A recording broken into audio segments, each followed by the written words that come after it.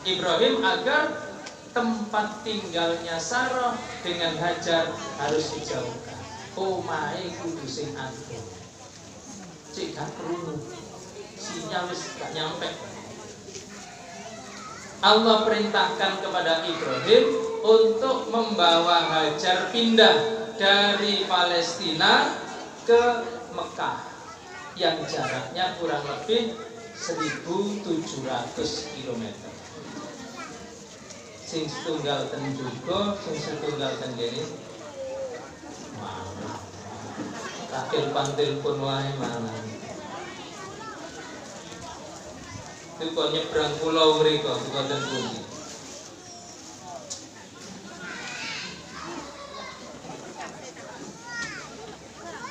Yang memiliki kan kata sinten Kalimantan, Sulawesi, ten Kaltim kepanggil, ten Palu kepanggil, ten Aceh kepanggil, yang begane ya podo ini,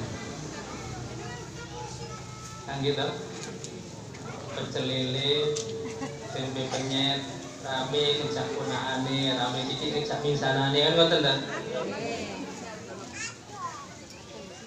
Nah, Allah perintahkan Ibrahim membawa Hajar menuju Mekah.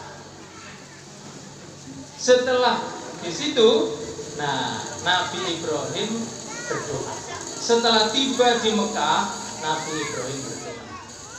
Rabbana, ya Tuhan kami, inni askantu. Pada hari ini aku berikan tempat tinggal dan aku berikan ketenangan. Askana yuskinu itu maknanya dua. Askana yuskinu artinya banaitu lahu maskanan, aku bangunkan untuk istriku tempat tinggal. Dan yang kedua, aqtaituha sakinatan, aku berikan kepadanya ketentraman. Pada hari ini ya Allah, aku buatkan untuk istriku min dzurriyyati, ya, dan anak-anak keturunanku tempat tinggal. Bapak Ibu sekalian, apa yang dibangun oleh Nabi Ibrahim waktu itu apa? Yang dibangun oleh Ibrahim waktu itu adalah misalnya kain selembar, tengah-tengahnya dikasih tiang, pojok-pojoknya dipatoki, yaitu itu yang dibangun oleh Nabi Ibrahim. Biwadin, di sebuah tanah dataran rendah, ghairi dzar'in, yang tidak ada tanamannya sama sekali. Jadi waktu itu Mekah belum ada siapa-siapa, belum ada apa-apa, cuma ada satu orang Hajar namanya, sedang hamil tua, tinggal di kemah, sekitarnya padang pasir, tidak ada siapa-apa, tidak ada apa-apa, air pun tidak ada. Meteng tua. Baru bangun kemah, Nabi Ibrahim itu dipanggil, bukan tinggal di situ.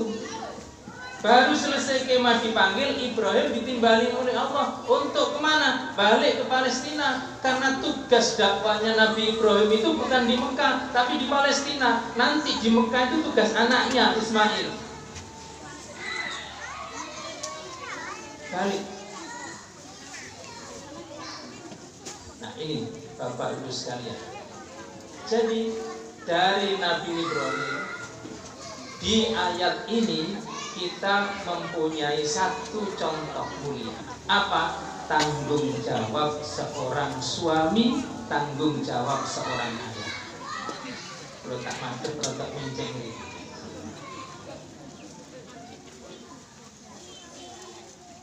Tanggung jawab suami itu askana, membuatkan tempat tinggal sesuai dengan kemampuannya.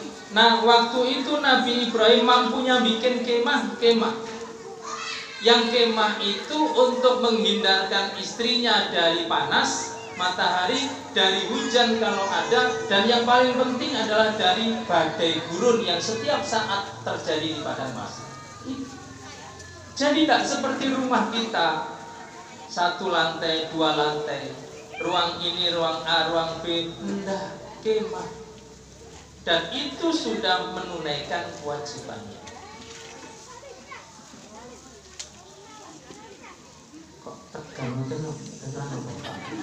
Apa kan ini? Sedih. Untuk ngiling nang kewajiban itu. Sedih nanti kayak nang kemah temen.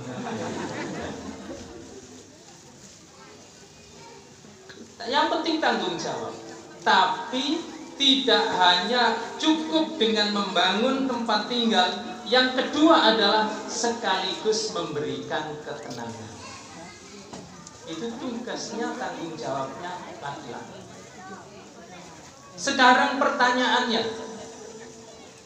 bagaimana bisa tenang Hajar tinggal di tempat seperti itu? Hamil tua, tinggal di kemah, sendirian, tidak ada apa-apa, tidak ada siapa-siapa, sumber air pun belum ada. Mana buktinya kalau Hajar itu tenang? Bapak Ibu sekalian, Nabi Ibrahim ini dipanggil oleh Allah. Dan Nabi Ibrahim itu berkunjung ke Mekah. Di tafsir At-Tabari itu disebutkan cuma 4 kali. Jadi tidak selalu ada di Mekah. Beliau menetapnya di Palestina. Nanti kita sini. Waktu Nabi Ibrahim pamitan, sudah pasti berat. Suami yang mau pamit kepada istri dalam keadaan seperti itu berat. Istri apalagi.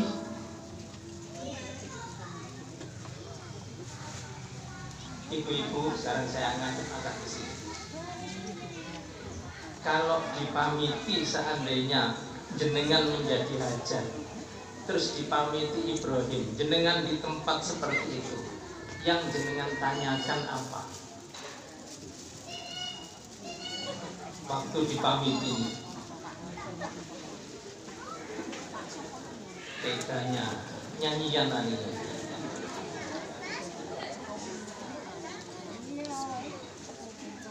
Terus menenek anak sampeyan iki lahir sapa sing nulungi? Terus menenek anake sampeyan iki tak kei mangan opo? Apa maneh? Terus menenek kapan?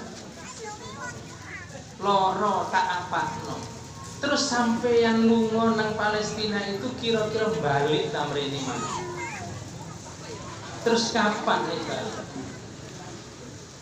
Sebagai seorang Hajar yang begitu itu keadaannya, lalu mau dipamiti oleh suaminya pergi, itu pasti banyak pertanyaan. Tapi Hajar boten kados ini. Hajar itu hanya satu pertanyaannya, yaitu ahadza amrun minallah. Pak, Mas, sampeyan lunga ninggal aku nok kene kaya ngene iki dikongkon Allah. Satu pertanyaan. Cerita kali jenengan.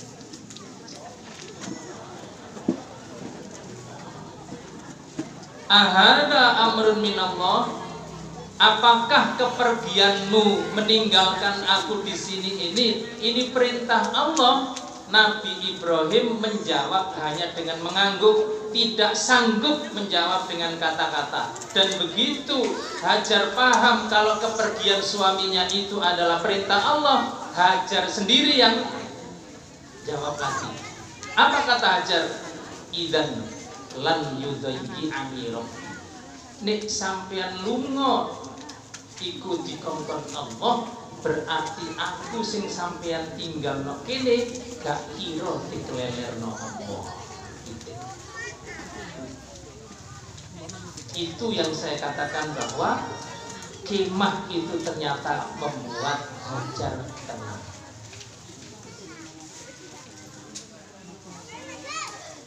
Nek sampeyan lunga iki dikongkon Allah, ya aku sing sampean tinggal nok kene gak kira diklelerno mbek Allah. Gak kira. Tasih enten ten mriki aja.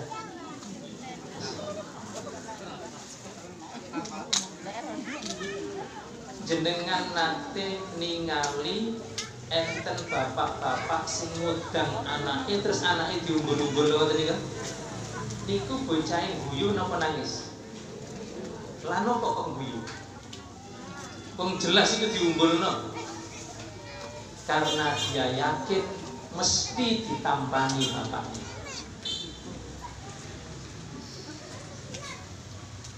Coba nek mari diumbulno terus ditinggal kora-kora.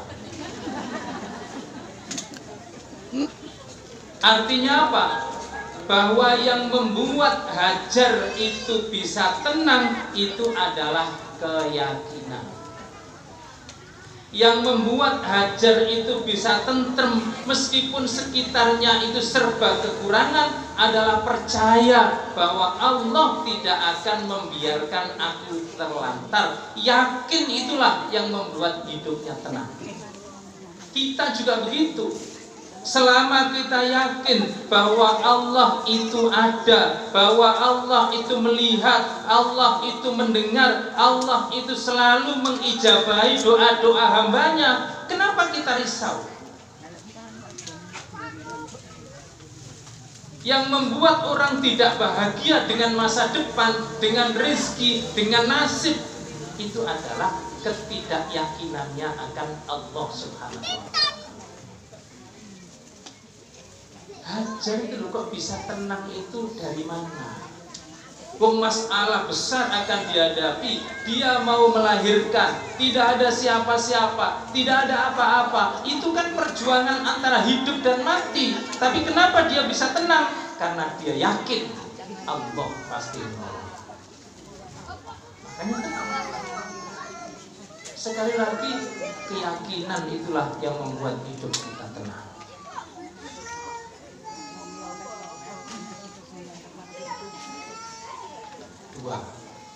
Yang bisa kita contoh dari Hajar adalah keyakinan akan pertolongan Allah, dan itulah yang akan membuat hidup kita menjadi bahagia.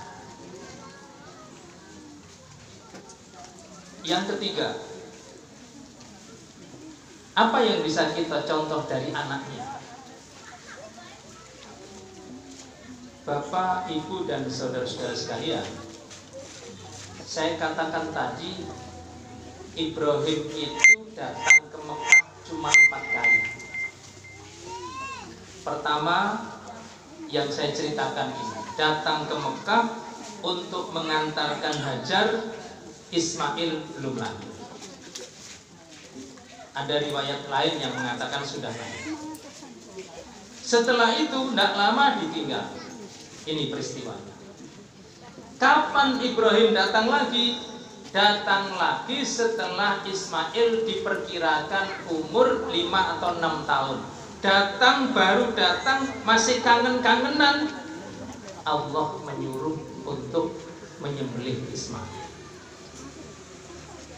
Tak jadi, diganti oleh Allah dengan domba. Nabi Ibrahim balik lagi ke Palestina, disambangi lagi. Itu ketika Ismail, yang ketiga kali datang ke Mekah, Ismail diperkirakan usia 17-18 tahun. Saat itulah Allah Subhanahu wa Ta'ala perintahkan kepada 2 orang ini, dan masih ada 3 orang waktu itu penduduk Mekah. Allah perintahkan Ibrahim dan Ismail untuk membangun Ka'bah. Setelah selesai, balik lagi, datang ke Mekah untuk keempat kalinya itu ketika Ismail sudah berumah tangga. Dan setelah itu Ibrahim balik ke Palestina dan tidak kembali lagi ke Mekah. Bapak, Ibu, dan saudara-saudara sekalian, sekarang mari kita lihat Ismail yang dididik oleh ibunya tanpa didampingi ayahnya. Hajar itu single parents.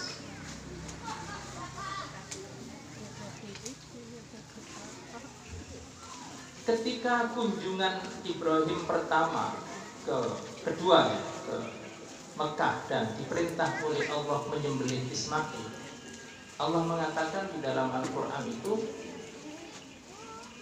ya bunayya, nah ini kata Ibrahim, inni aro fil manam, bapak iki mimpi nak anni adbahu, bapak iki gorok awakmu, fandur mada taro, mungguh pendapatmu piye.